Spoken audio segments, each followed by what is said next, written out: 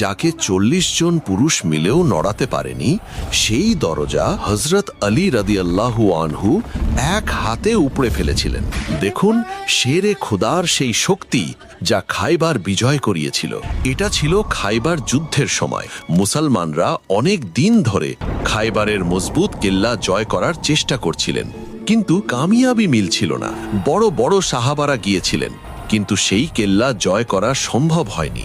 তখন প্যারে নবী সাল্লাল্লাহু আলাইহি ওয়াসাল্লাম এমন এক ঘোষণা দিলেন যা সবাইকে অবাক করে দিল।